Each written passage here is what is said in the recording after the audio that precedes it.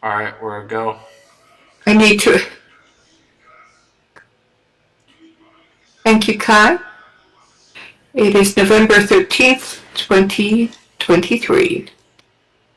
Our paper group is using FlashFFTConv, efficient convolutions for long sequences with tensor cores. This is a paper from the Department of Computer Science, Stanford, and the Department of Bioengineering, Christopher Ray's team, published on the 10th of November 2023. Abstract. Convolution models with long filters have demonstrated state-of-the-art reasoning abilities in many long sequence tasks, but lag behind the most optimized transformers in wall clock time. A major bottleneck is the fast Fourier transform, which allows long convolutions to run in big O n log n time sequence in sequence length n, but has poor hardware utilization. In this paper, we study how to optimize the FFT convolution. We find two key bottlenecks. The FFT does not effectively use specialized matrix multiply units, and it incurs expensive I/O between layers of the memory hierarchy. In response, we propose FlashFFTConv, which uses matrix decomposition that computes the fast Fourier transform using matrix multiply units and enables kernel fusion for long sequences, reducing I/O. We also present two sparse convolution algorithms, one partial convolutions and two frequency sparse convolutions, which can be implemented simply by skipping blocks in the matrix decomposition, enabling further opportunities for memory and compute savings. FlashFFTConv speeds up exact fast Fourier transform convolutions by up to 7.93 times over PyTorch and achieves up to a 4.4x speed up end to end. Given the same compute budget, FlashFFT conversion conv allows Hyena GPTs to achieve 2.3 points better perplexity on the pile and M2 BERT base to achieve 3.3 points higher glue score, matching models with twice the parameter count.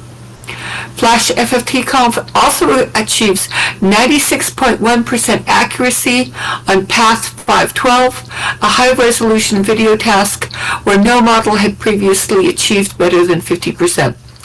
Furthermore, partial convolutions enable longer sequence models, yielding the first DNA model that can process the longest human genes at 2.3 million base pairs, and frequency sparse convolution speed up pre-trained models while maintaining or improving model quality. Does that answer your question about how good this is? There's something. This research group, this research group has been doing, like, they kind of have a formula, and it's kind of like they just fuse kernels, they optimize the algorithms in super low level CUDA, and then they're able to get these insanely high performance gains. It's pretty funny. But this is the hazy group. The past, even flash attention, all the flash attention papers were just literally fusing kernels. That's really all they did, and it's insane how much you could do by just really going low level.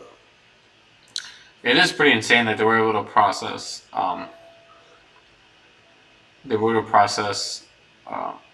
The longest human genes, 2.3 million base pairs. That's pretty insane. Yep. Let's continue. Okay. Introduction. A key challenge in machine learning is to efficiently reason over long sequences. Recently, convolutions have emerged as a key primitive for sequence modeling, underpinning state-of-the-art performance in language modeling, time series analysis, computer vision, DNA modeling, and more. Despite these strong results and other benefits ranging from better scaling and sequence length to greater stability, convolutional sequence models still lag behind transformers in wall clock time. A major reason is poor hardware support. Unlike classical convolutions used in vision applications, which often have short filters, 3x3 or 7x7, convolutions for sequence modeling often use filters as long as the input sequence. Such long filters necessitate the use of the Fourier transform convolution algorithm, which computes the convolution between an input U and a convolution kernel K via conversion to frequency space. That is, U times K for I equals the sum from J to I for Ui times K for J minus I, which is approximately equal to U times K equals the fast Fourier transform inverse for the Fourier transform of U dot product element-wise times the Fourier transform for K, where F is the FFT, which is computed in big O n log n time in sequence length n, and the circle with the dot is element-wise multiplication. Despite its asymptotic efficiency, the FFT convolution algorithm has poor wall clock time on modern accelerators. In contrast, system advances have pushed transformers to the limit of modern accelerators, achieving more than 72% flop utilization end-to-end with flash attention V2. In this paper, we study how to optimize the FFT convolution algorithm on modern accelerators to enable longer context abilities. Just as systems advances such as flash attention yielded improvements in modeling quality and the development of new attention algorithms, we hope that understanding how to optimize the FFT convolution can also inspire algorithmic innovation, thus improving the quality of convolutional sequence models. And now looking at figure 1, where we've got a GPU memory hierarchy. We've got a lot of HBM, smaller amount, and that would be the memory inside the processor. We've got SRAM, which is the near memory or similar to the L1 cache for a CPU. And then we've got registers, which are closest to the GPU. So this is close and this is near, and HBM would be shared between the GPU board. So I explained that incorrectly. It's the register is very fast at 19 terabits per second, and the HBM is about 1.5 terabits per second. Yes, Kai? The middle, the GPU memory hierarchy is kind of easy to understand. It's the middle diagram that's a little bit difficult. So order P, Monarch, decomposition of fast Fourier transform. Alright, I don't know how to say it. Fast Fourier transformation.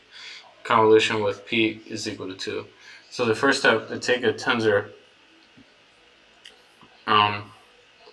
where it's n1, then they multiply that with another tensor, which is n2, then they multiply that with a tensor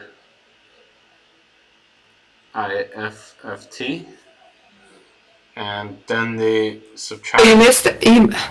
Yeah. So there's an element-wise multiplication here, here, and here. Yes, but like, are they just the same tensor, or they're applying fast Fourier transformation on some of them? I think they are. I think it's the diagram that we were looking at earlier on the blog. So, yes, but this is the F transpose of N1, and this is F of N2. Oh, yeah. So they're not the same here. Oh, they're not. Oh, okay. I thought that was. And this is, no, they're not. And this is a reversing the transpose, that is the F negative 1 of N2, and that gets you back to the inverse transpose F negative 1 of N1. So it's going from N1 to N2 and then transposed back to N1. Interesting.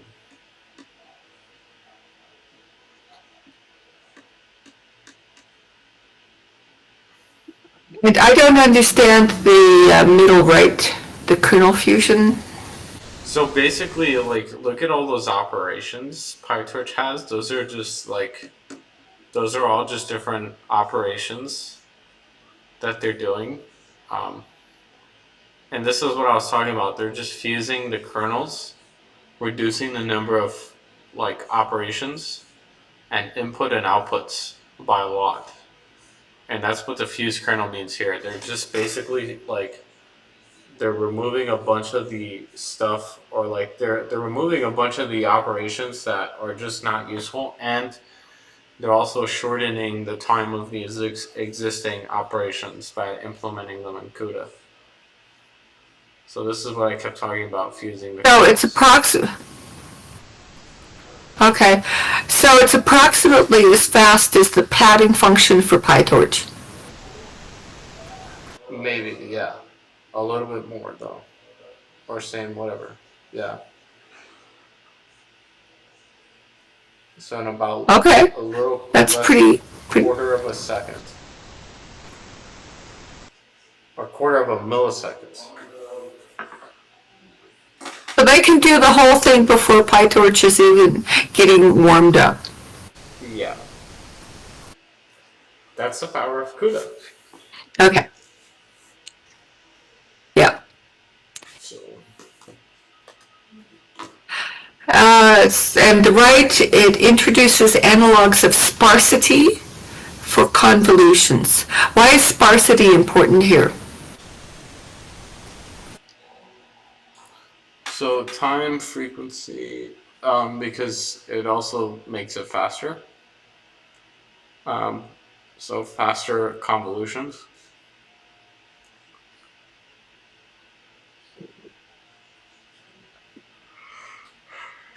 You understand?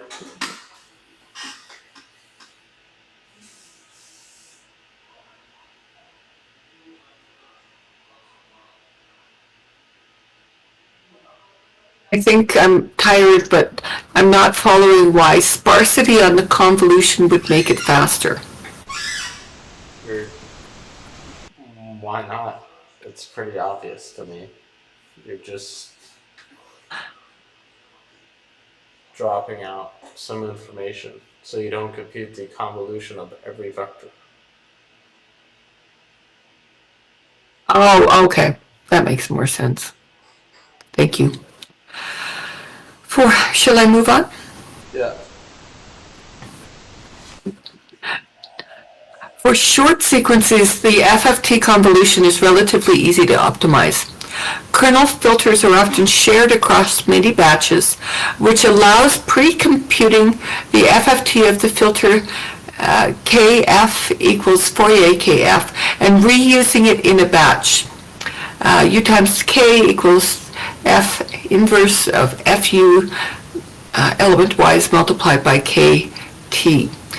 KF. Thus, the FFT convolution is pleasantly parallel across batches and filters, and immediately outputs of the convolution can be cached in SRAM or registers via kernel fusion. However, as sequence length increases, we find that two key bottlenecks emerge. First, FFT convolutions do not effectively use the specialized matrix multiply units available on modern accelerators. The H100 can use Tensor cores to compute matrix multiply at 1 petaflop per second compared to 16 teraflops per second for general arithmetic. That's a lot faster. Second, sequences become too large to fit in SRAM, and kernel fusion fails, resulting in expensive I/O costs. Figure 1 middle right. These I/O costs can be exacerbated by padding operations for causality and conversions from real valued outputs to complex valued FFT intermediates. In response, we propose FlashFFTConv, a new system that optimizes the FFT convolution for long sequences using a Monarch decomposition of the FFT.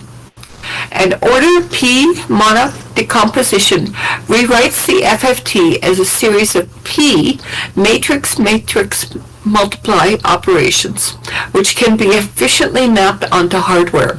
The order P controls the number of matrix multiply operations and introduces a tradeoff. Higher values of P incur lower flop costs via smaller matrices, but require more I/O to communicate intermediate results.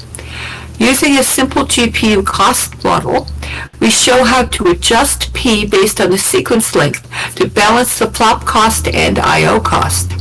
This decomposition introduces a second benefit, a reduction in the amount of sequence that needs to be kept in SRAM, which makes kernel fusion viable at longer sequence lengths.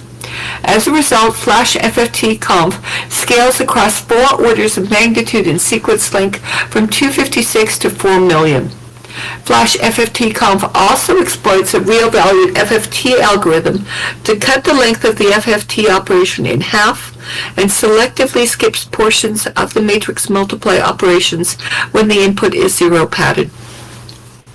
Finally, the matrix view of the FFT convolution presents a natural interface to implement 2 architectural modifications: partial convolutions, which learn with K that is shorter than the input sequence, and frequency sparse convolutions, which zero out portions of the kernel cage F in frequency space. These can be viewed as convolutional analogs to sparse approximate attention in transformers and mapped naturally onto FlashFFTConv.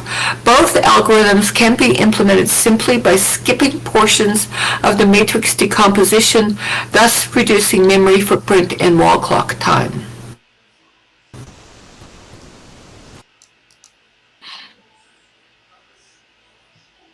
And this is the illustration that we looked at earlier of the Monarch FFT composition in figure 2.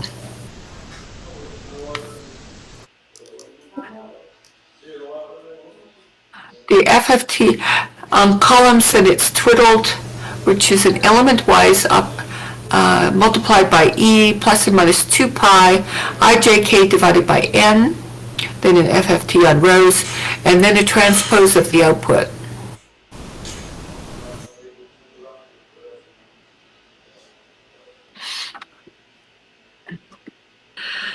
Evaluation. The quality, it improves the quality of convolutional sequence models by a better efficiency. For the same compute budget, it allows Hyena GPT-S to achieve 2.3 points better perplexity, M2 BERT base to achieve 3.3 average glue score, a gain in performance equivalent to doubling the parameters of the model.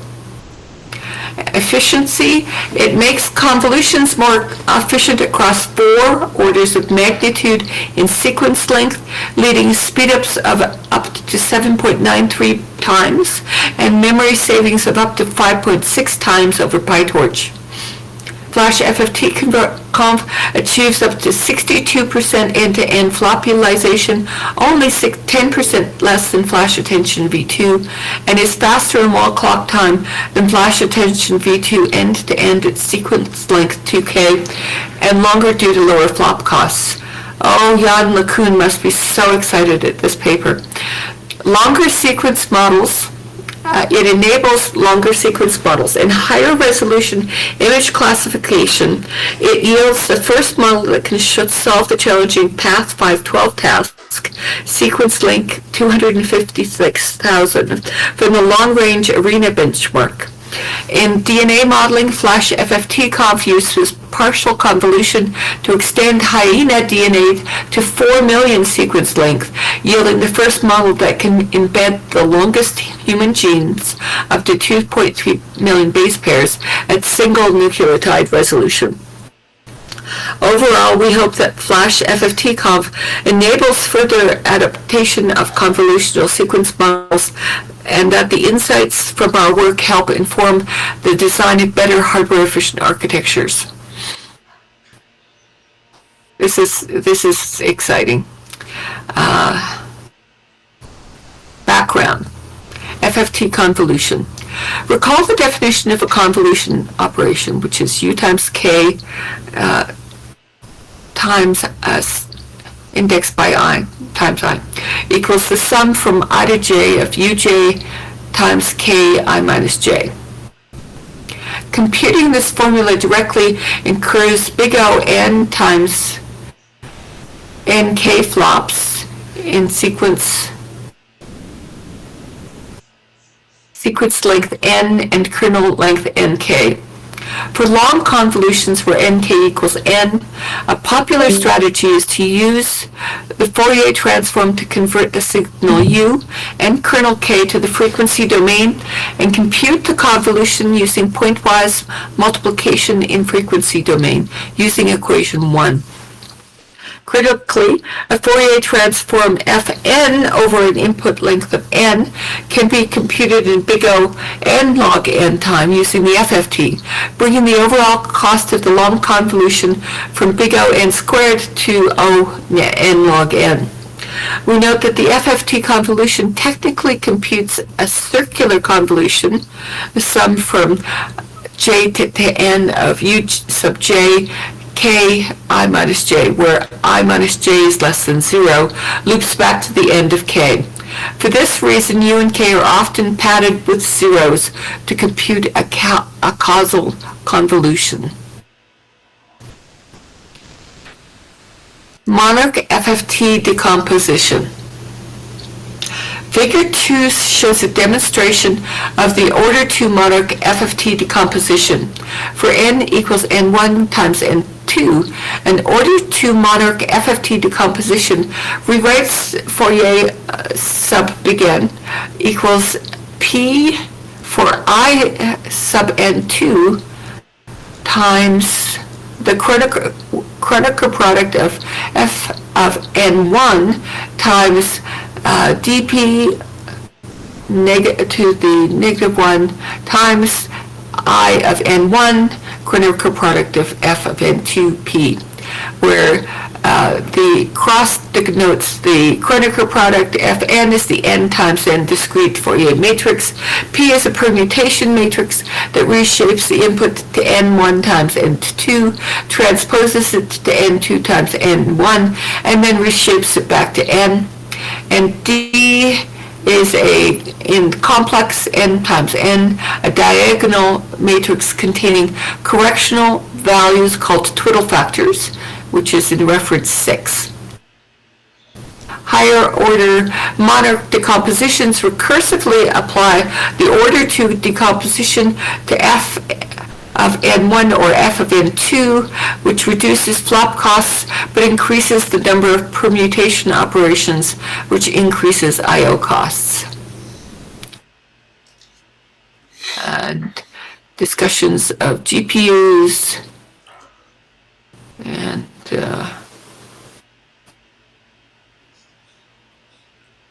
let's take a look at figure 3. Do you have any questions about it so far?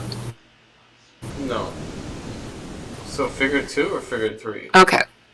Well, I don't see figure 3. Figure 3. Figure 3 is so Figure 3 is on page 4. It's so far ahead. So I skipped the discussion of the GPU performance characteristics. Because do you want me to discuss that? It's pretty important. Okay.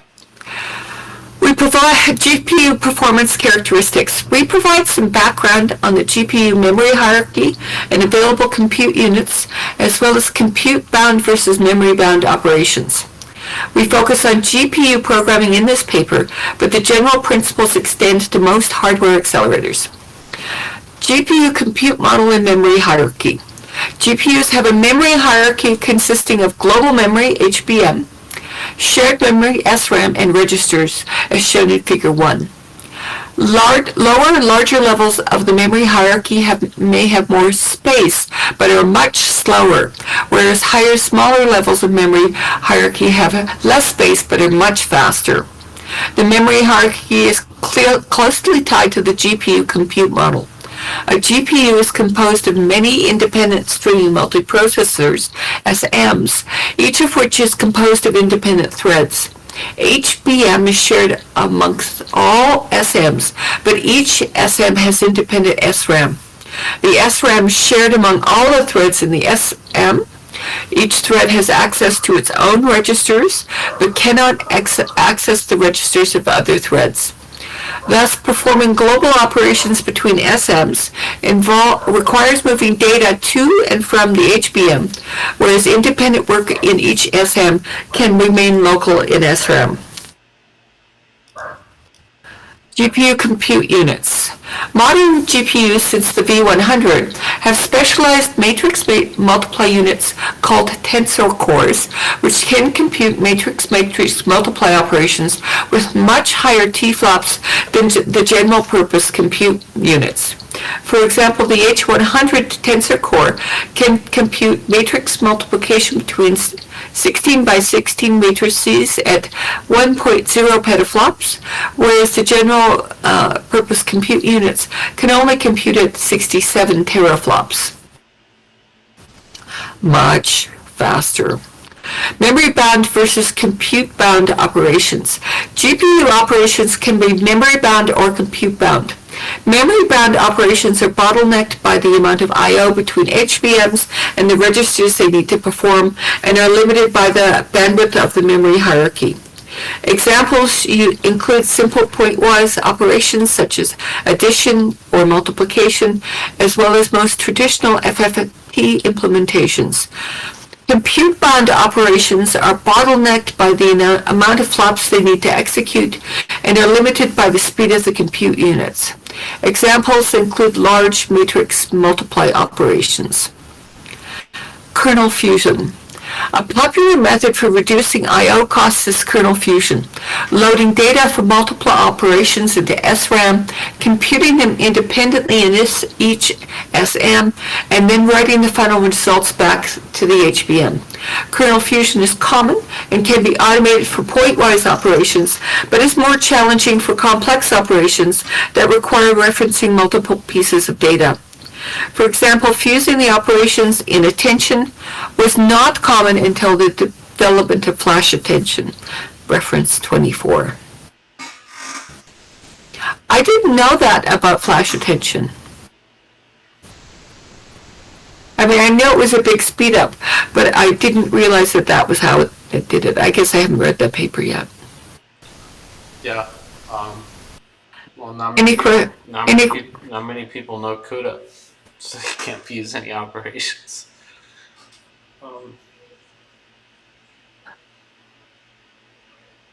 Yeah, flash attention was one of the first papers that actually fused the kernels and got a really, really beneficial gain from it. That's really awesome. That was an independent researcher that came up with flash attention, right? No, none of the big companies. It was this same research group. Oh, okay. Tradeoff. That's it. So just cool. FlashFFTConv. Section 3.1 provides a broad overview and shows how to adapt the Monarch FFT decomposition to convolutions, which involve broadcasting the matrix multiply in parallel across the input sequence. We also describe our kernel fusion strategy and how we exploit domain-specific properties of the convolution in ML for further optimization. 3.2 presents a cost model characterizing the relative cost of different order P decompositions of the FFT as sequence length changes, along with a simple heuristic for selecting P given hardware characteristics. Final section 3.3 discusses architectural extensions by presenting analogies to sparsity in convolutional kernels. And figure 3 is how FlashFFTConv adopts the Monarch FFT decomposition to broadcast matrix multiply operations over the sequence instead of over the batch and hidden dimensions.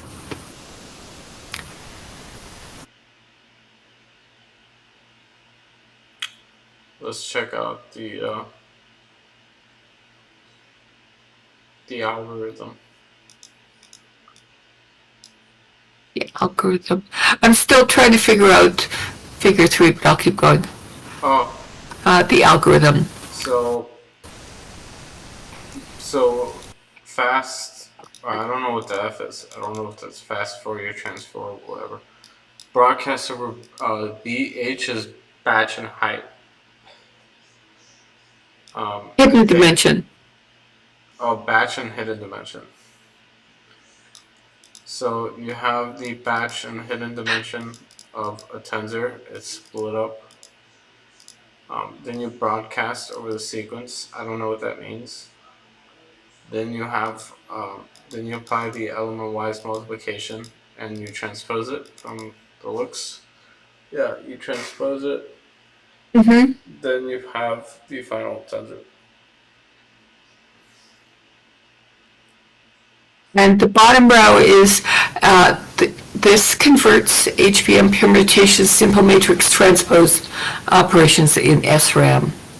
So doing the transpose in SRAM, it will be much, much faster. Okay, algorithm 1. FlashFFTConv core algorithm with order 2 Monarch decomposition. We assume n equals n1, 2 for simplicity. Input u is an element in the real numbers b times h times n. Convolution kernel kf is an element in the complex numbers h times n. FFT matrices F is an element in complex numbers n1 times n1. F to the negative 1 is an element in complex numbers n1 times n1. Twiddle factors T is an element in complex numbers to the n. T inverse is an element in complex numbers to the n. B is the tile size, B tile. H is tile size, is H tile. And it outputs y as an element in R, b to the h times n. So the input and the output are the same shape. U is input, y is output. For SMs in parallel across b divided by b tile times h divided by h tile. So kind of patch. Do load f comma f to the negative 1, t inverse from the HBM. Assign 1 to h. For h equals 1 to h tile, to loading kf from kfh from the HBM reshaped to n1 times n1.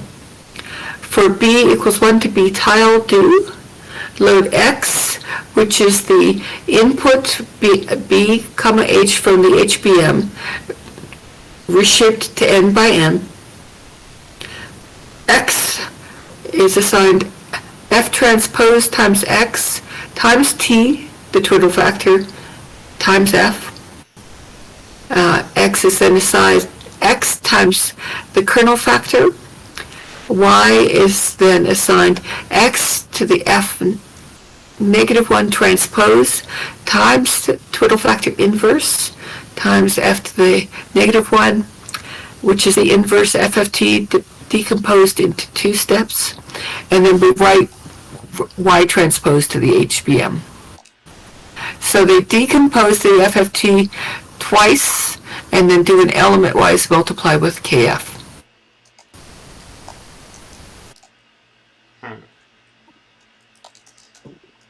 Can you summarize this?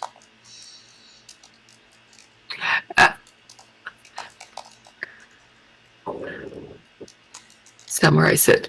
So the only complicated thing they introduced here is that they're tiling by the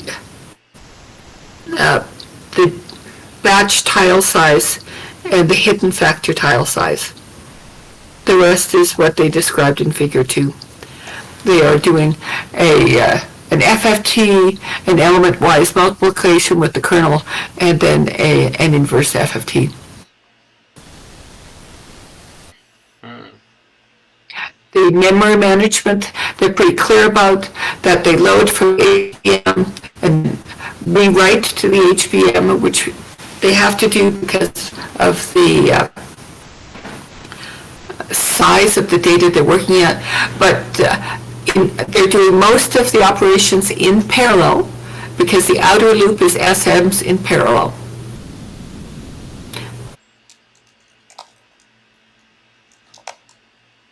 All of the kernel products are on the same size of matrix N1 times N1.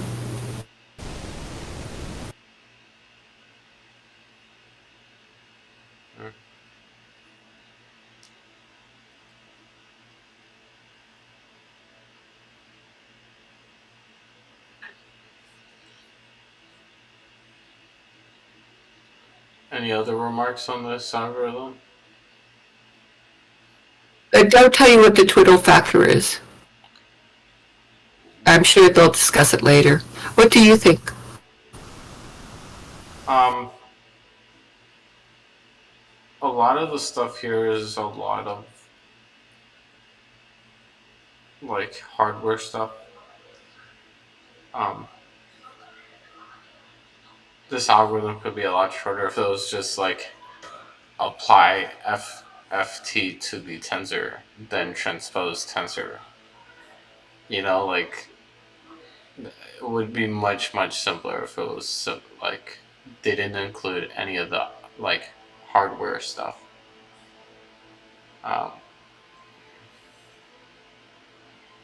But so they kind of have to. Yeah, I know. I'm saying, but I like it's kind of convoluted. So. But yes, what they're doing is a fairly straightforward thing, and they're explaining it very clearly that they're taking advantage of the hardware to speed it up. Nicely explained. All right, let's continue. Yeah. Okay. Adopting Monarch for fusion. The Monarch FFT decomposition, as well as classical algorithms such as Bailey's FFT algorithm, traditionally broadcast the matrix operation against the batch dimension and the hidden dimension, as shown in Figure 3 top left. This allows the Fourier N1 operation in the IN2 Kronecker Fn1 matrix to run independently. However, it also makes kernel fusion difficult. Fusing across the matrix multiply and permutation operations requires loading at least 16 sequences at once into SRAM to fill out the matrix multiply unit, limiting sequence length to around 2K on A100 and H100. Instead, we broadcast the matrix operation across the entire sequence, as shown in Figure 3 top right, and run the algorithm in parallel across the batch and hidden dimensions. This reduces the SRAM requirements for kernel fusion, since we only need to load a single sequence into HRAM at a time, allowing us to fuse the entire kernel for sequences up to 32,000 on A100 and H100. Broadcasting along this sequence has an added benefit. The permutations simply become matrix transposes, figure 3 bottom, which can be done quickly using well-established routines on chip. Finally, we also tile the computation across the B and H dimensions to reduce the cost of loading KF, F, and the twiddle factors from the HBM. The core algorithm is shown in algorithm 1 for a two-way decomposition. Higher order decompositions and more details are in Appendix A.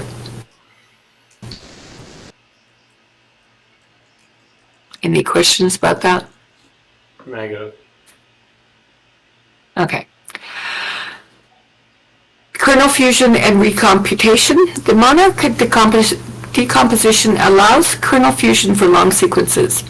Inner layers of the decomposition do not require the entire sequence, which reduces the SRAM requirements for fusion. Thus, for long sequences, we can fuse the innermost matrix operations and element-wise multiplications and take an I/O each for the outermost matrix operations. We also use recomputation in the backward pass to reduce the memory footprint and I/O cost. Instead of storing intermediate results on HBM for the backward pass, for example, the intermediate result of Fourier and for U, we simply recompute them in the backward pass. Okay. Domain-specific optimizations. Finally, we use a few domain-specific optimizations to adapt the convolution specifically for the sequence learning workload. First, since the convolutions used in sequence learning are real-to-real convolutions with real kernel weights, we can use a classic algorithm called one-stage decimation in time to compute the FFT of a sequence of length n using a complex FFT of length n divided by 2. See Appendix A, cutting the FFT time cost in half. Second, inputs and outputs are often padded with zeros in the convolution to compute a causal convolution. We special case this padding and use it to eliminate half the outermost matrix multiply operations in the FFT and inverse FFT. We could also fuse in additional operations around the convolution, such as element-wise gating, to further reduce I/O. Okay, and figure 4 talks about the cost model.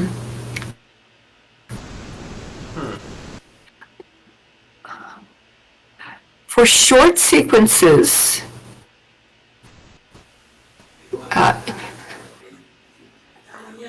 P equals 3 is more expensive than P equals 2 or 4. For longer sequences, up to 4 million, P equals 2 doesn't work, so you have to use either P equals 3, which is better, or P equals 4. And there's quite a bit of a difference between when P equals 3 and P equals 4 is useful. When matrices are too small for tensor cores, it's too expensive to use either P equals 3 or 4. When the SRAM limit is reached, they become more affordable. Tradeoff points correspond when the matrices in the Monarch decomposition reach the size of tensor cores on A100 and when the sequence becomes too long for SRAM.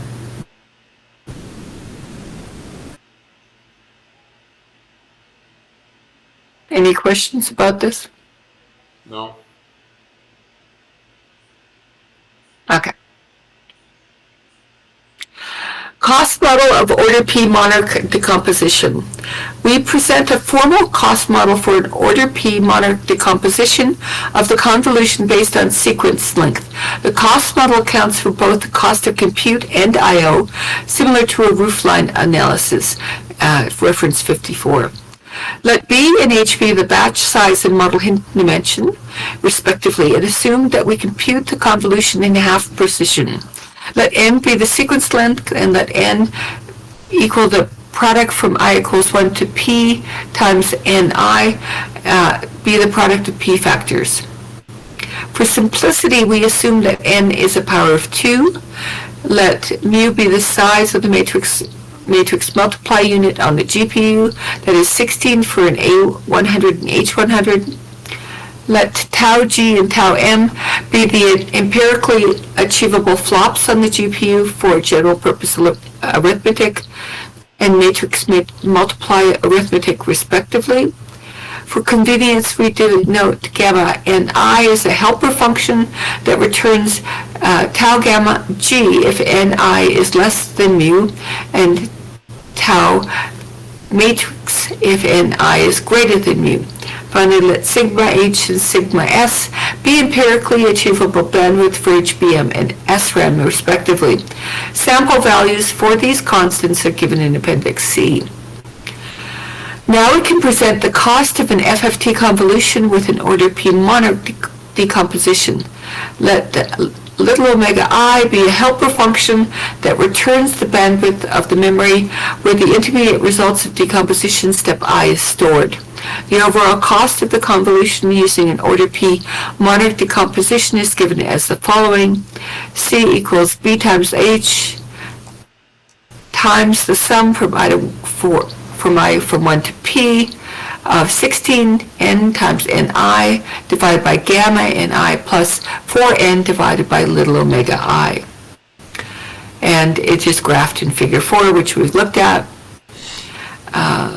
For cases where N1 is through NP, the total flop cost of an order P decomposition grows with big O n to the P plus 1 divided by P. However, for shorter sequences, higher order decompositions are actually more expensive since they decompose to matrices that are smaller than the matrix multiply unit corresponding to the early bumps. Notice also the bump in cost for P equals 3 between 32,000 and 64,000, which is the result of running out of SRAM, but which is mediated by an extra decomposition for P equals 4. These people are really good at this. Architectural extensions, sparsity, and convolutions. Two architectural extensions are partial convolutions and frequency sparse convolutions. These can be thought of as convolutional analogs to sparse attention and present opportunities for further optimization. Partial convolutions. In partial convolutions, we zero out later portions of the convolution kernel, analogous to local attention. This has two benefits. First, it reduces the memory footprint since it requires fewer elements to be held in GPU memory at once. Second, it allows for natural extensions of a pre-trained convolutional model to longer sequences, that is via a sliding window approach. And Table 1 shows improvements in quality on a fixed compute budget, and which big improvements. And Table 2 shows the classification accuracy on path X and path 512. Again, big improvements, or at least as good. PyTorch ran out of memory on path 512, 256K. Okay. Frequency sparse convolutions. In frequency sparse convolutions, we zero out portions of the convolution kernel in frequency space, zeroing out portions of KF. This can be thought of as a variant of partial convolution in the frequency space. Here, specific sparsity pattern can yield computational benefits. Zeroing out the right portion of the kernel can obviate the need to compute portions of the matrix multiplies in the Monarch decompositions, and the result of such sparsity patterns are in Appendix A. Any questions about this? Negative. Okay. Experiments. No, I think that makes sense. Yeah. Alright, let's keep going. Okay. I think we could skip the experiments and go to efficiency. Okay. Efficiency. We evaluate FlashFFTConv on how fast it computes convolutions compared to PyTorch baseline, and how much speedup it yields for convolutional sequences models end-to-end. We also evaluate memory savings compared to PyTorch and compare end-to-end efficiency against highly optimized transformers using FlashAttention v2. First, FlashAttention-Conv speeds up convolutions. We benchmark the speed of the convolution compared against FFT convolutions implemented in PyTorch. We also benchmark ablations evaluating kernel fusion without using Tensor cores, which recovers the strong baseline of using NVIDIA's CUDA FFTDX kernel fusion library and FlashFFTConv without the domain-specific optimizations.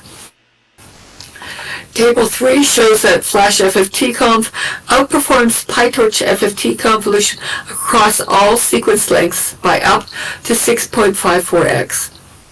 Speedups are greatest for short sequences where PyTorch FFT convolution is dominated by I/O costs.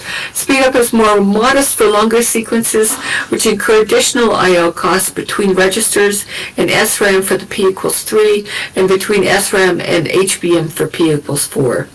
Without using the Monarch decomposition for Tensor cores, fusion only, FlashFFTConv becomes bottlenecked by the speed of general arithmetic operations on GPUs and does not support sequences longer than 32,000 due to a lack of SRAM space.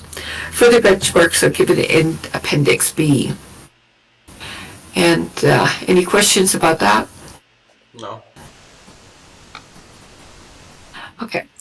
Domain-specific optimizations provide further speedup. We also benchmark domain-specific optimizations. Table 4 shows the performance of a gated convolution y equals v dot product u times w times k, where u and w are linear projections of the input u. This pattern is common in convolutional and SSM-based architectures for language modeling. A PyTorch implementation of a gated convolution incurs additional I/O overhead from the gating operation, whereas FlashFFTConv fuses the gating operations into the convolution. This fusion further results in further speed up over PyTorch up to 7.93 times. Benchmarks of further domain-specific optimizations, such as implicit padding, that is, padding the input to ensure causality without running an extra padding operation, are given in Appendix B. Table 4. Time to compute the forward pass of a gated convolution with FlashFFTConv in milliseconds on one H100 SXM. We also show memory savings. All results scale to batch size 64 and in dimension 768. P indicates the order of the Monarch's decomposition. For p equals 2, that is short sequence lengths of 256 or 1000. PyTorch takes 0.62 and FlashFFTConv takes 0.11 on 256, which is a speedup of 5.64 times and a memory savings of 6.65 times. And at the largest samples where p equals 4, PyTorch takes 13,000 milliseconds and FlashFFTConv takes 10,000 milliseconds, which is a speedup of 1.3 and a memory savings of 2.81 times. 1.3 times and 2.81 times. And the speedup appears to be linear across Monarch decompositions. There is a jump between the p sizes. And again, that goes back to their cost function explanation. End-to-end, Table 5, end-to-end throughput of convolutional sequence models against PyTorch. For M2 BERT, which is 110 million parameters and a sequence length of 128 and a unit of sequences per second. PyTorch does 4,480. FlashFFT does 8,580, which is a speedup of almost 2x.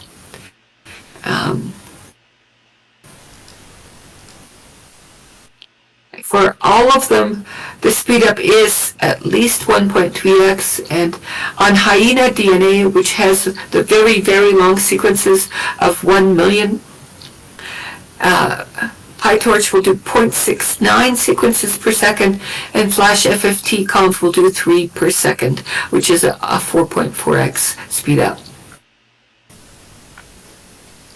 It's also very good on images. Any questions about that? No. Okay. Let's go to partial convolutions, reduce memory footprints. Okay. Tables 3 and 4 also show the memory savings from FlashFFT compared to PyTorch. FlashFFT reduces the memory footprint of convolutions and gated convolutions by using recomputation in the backward pass and kernel fusion. The absolute memory savings for gated convolutions is greater, since FlashFFTConv does not need to store intermediate activations from the gating operations. But the relative memory savings is smaller, since gated convolutions take more memory. And FlashFFT speeds up convolutional sequence models. We benchmark end-to-end throughput of convolutional sequence models across various modalities and sequence lengths, spanning 4 orders magnitude from M to BERT-base, a BERT-style language model that has sequence length 128, Hyena S4K, a GPT-style language model with sequence length 4K, a long convolutional model trained on PathX with sequence length 16K, Sashimi, an audio generation model trained on 1-second audio clips sampled at 64 kilohertz, and Hyena DNA 1 million, a DNA modeling model trained on 1 million sequence length. Details of the architectures and architecture-specific optimizations are given in Appendix C. Table 5 shows that FlashFFTConv speeds up these models end-to-end. Speedups vary by the size of the models and the relative amount of time spent computing the convolution compared to other parts of the models. For example, FlashFFTConv only speeds up Sashimi model by 1.3x, since the model interleaves convolutions with SSM-based filter generation, pooling layers, and MLPs, which reduces the relative amount of time spent computing the convolution itself. Speedup is greatest for Hyena DNA, where PyTorch is bottlenecked by a small batch size. The PyTorch implementation allows only batch size 1 on an 80 gigabyte GPU, whereas FlashFFT allows a batch size of 4, yielding significant speedup. FlashFFTConv is faster than FlashAttention v2. We compare end-to-end efficiency of a 2.7 billion parameter Hyena model using FlashFFTConv against a 2.7 billion parameter GPT model using FlashAttention v2 at 3 sequence length. Table 6 shows throughput, end-to-end flop utilization, and speedup. FlashFFTConv achieves lower end-to-end flop utilization than FlashAttention v2, but achieves higher throughput since convolutions incur fewer overall flops. Table 6. End-to-end throughput in thousands of tokens per second. Flop utilization is speedup of Hyena against GPT running FlashAttention 2 against sequence lengths for A100.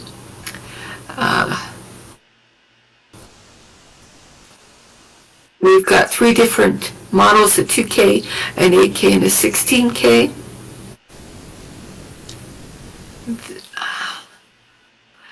The first section is GPT 2.7b with FlashAttention v2 compared to Hyena's 2.7b with FlashFFTConv. At all model lengths, FlashFFTConv is significantly faster. and is almost flat in terms of token per second across from 2K to 16K. In FA, Flash Attach V2 flop utilization for shorter sequence lengths, it has more flops, and on increasing with sequence length. And on Flash FFT flop utilization, it uses fewer flops for longer sequence lengths. The speed up for FlashFFTConv is 1.1x at 2K, 1.3x at 8K, and 1.5x at 16K. And in each case, Table 7, quality and memory footprint of partial convolutions training across sequence lengths. From 8K, 4K, 2K, 1K, 512, and 256. So this goes from long to short.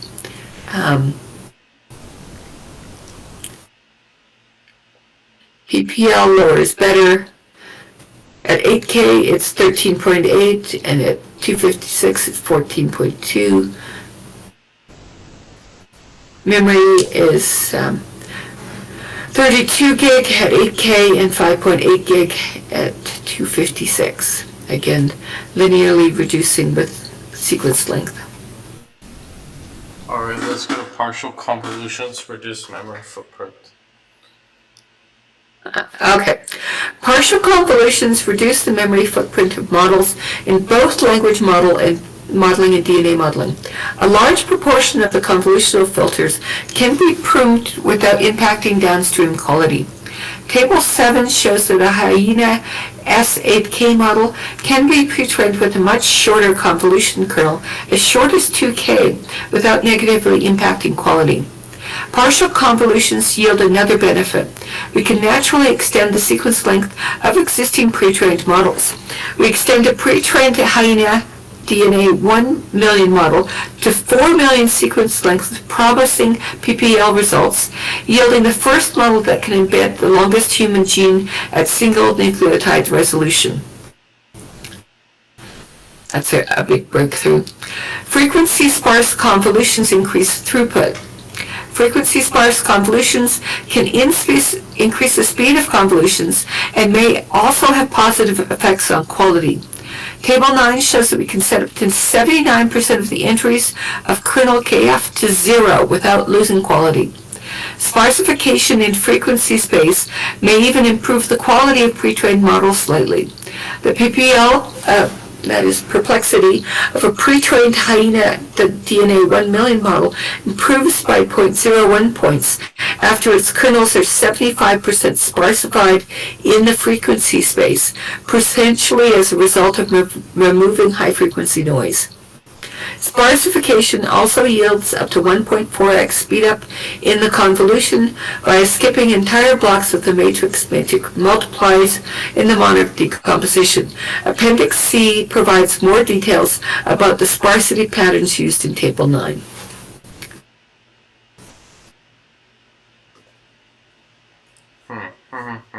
That's interesting. Related work, long convolutions and sequence modeling.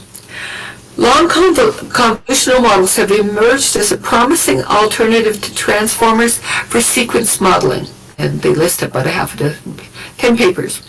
These methods differ in how they generate the convolutional kernels. For example, the S4 line of work used learned state space models, while other works parameterize the convolution using an MLP from positional encodings.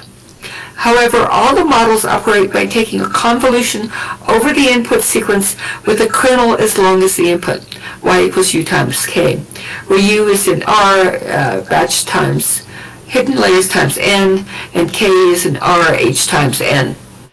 And the kernel k is broadcast along the B dimension. When used for language modeling, these models often incorporate element-wise multiplicative gating as well. Y equals fu times gu times hu times k, where f, g, and h are linear maps along the h dimension.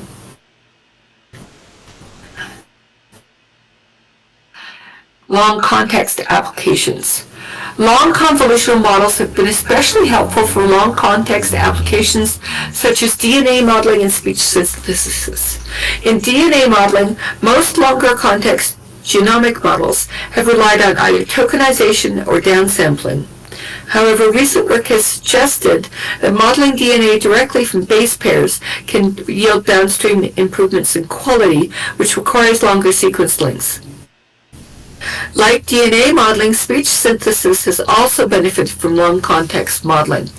While traditional speech synthesis pipelines use intermediate representations such as spectrograms, linguistic features, or discrete audio codes, most recent work has shown that modeling the speech directly from the raw waveforms can yield downstream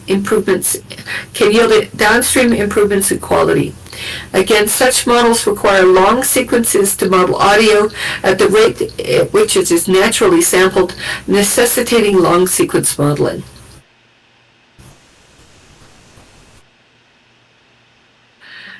FFT algorithms. There is a long history of efficient FFT algorithms, ranging from the Cooley-Tukey FFT algorithm published in 1965 to parallel FFT algorithms and more. These algorithms have enabled fundamental progress in a range of disciplines, from control theory to signal processing. As FFTs prove more useful for modern deep learning applications, such as long convolutions, new techniques are required to run them efficiently on modern accelerators.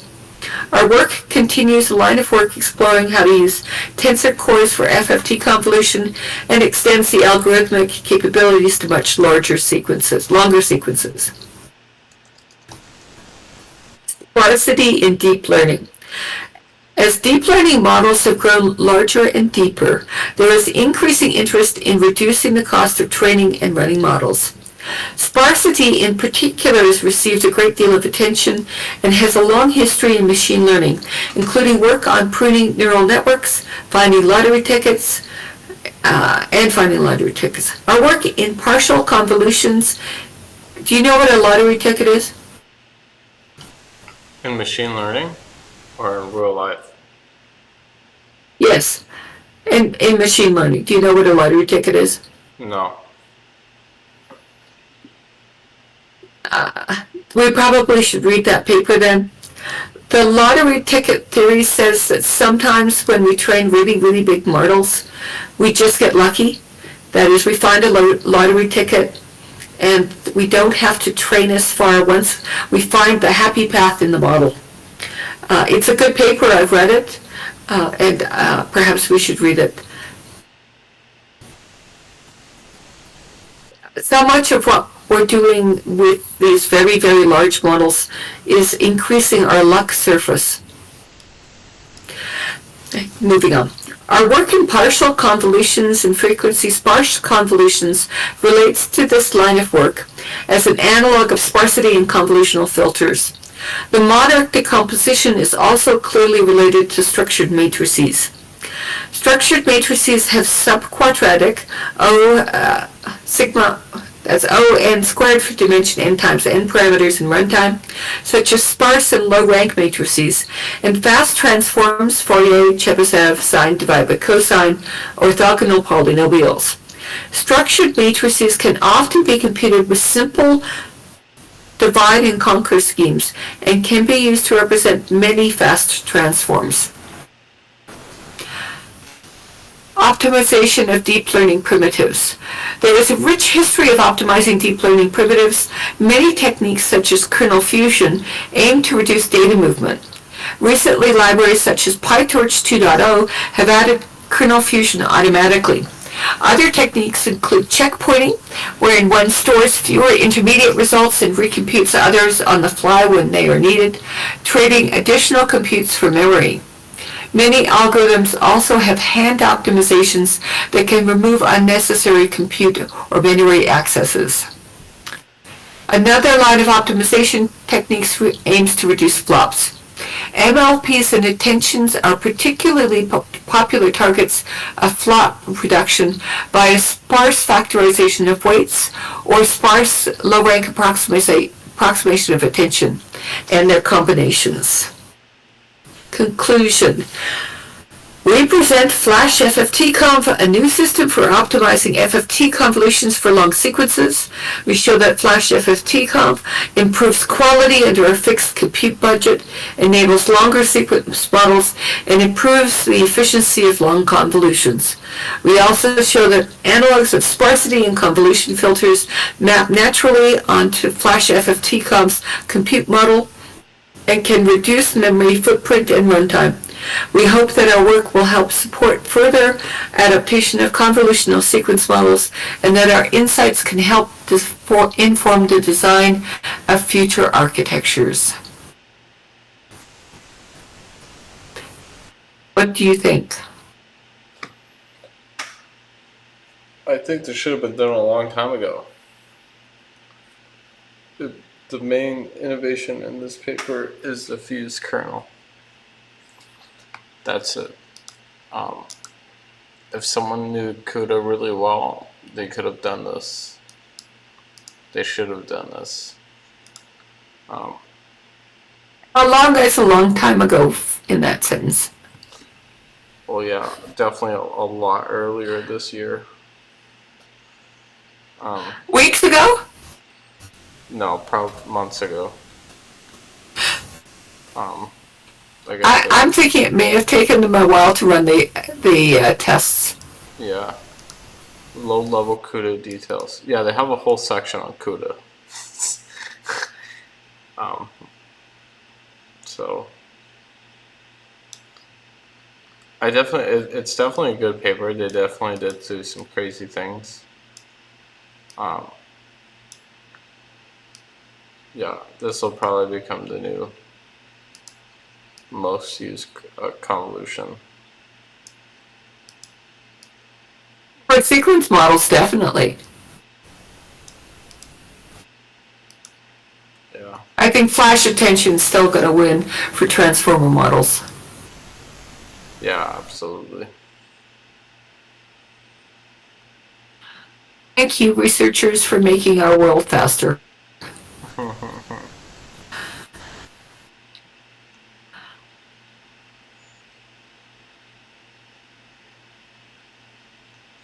They have a lot of algorithmic pseudocode and stuff in the appendix.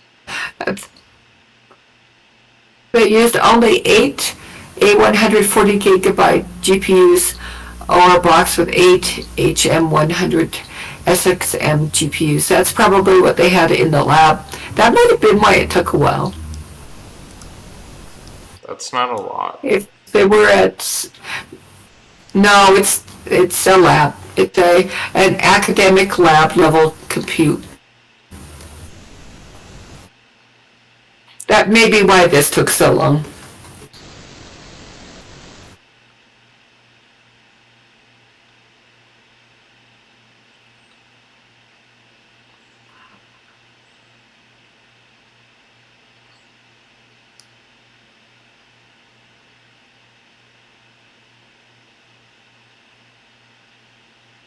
So their teraflops per second for an A140 gigabyte in table 19. That's the cost model. I like that they gave a cost model for this because oftentimes the papers from large research labs just ignore cost. They just said, oh, we ran this on as many GPUs as we could get, and we did this little tiny thing and had fun. Because it's completely unreplicable, because you have no idea how long it took them, you have no idea what the budget was, none of it. And this is actually something where they are engineering. They are doing engineering in this paper.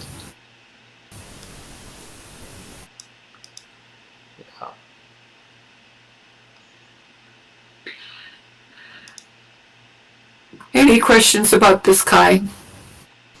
No. Everything makes sense.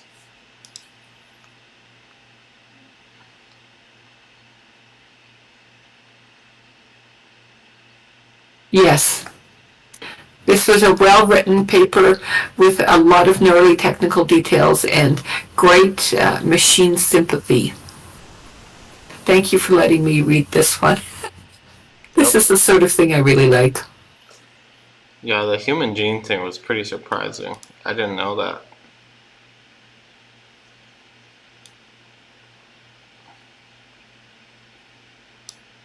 Being able to do convolutions on things of length 4 million, that opens up a lot of opportunity for interesting research.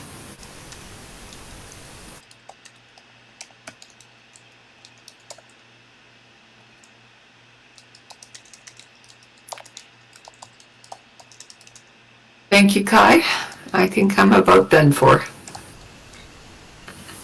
Oh, thank you, Evelyn, for reading. Yeah, this has been a pretty good paper.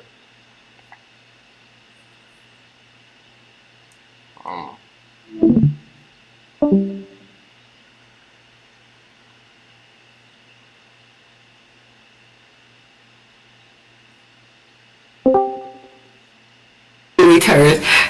Good night, Kai. I hope you sleep well. Good night, Evelyn. Have a lovely evening. Thank you. Sleep Thanks. well.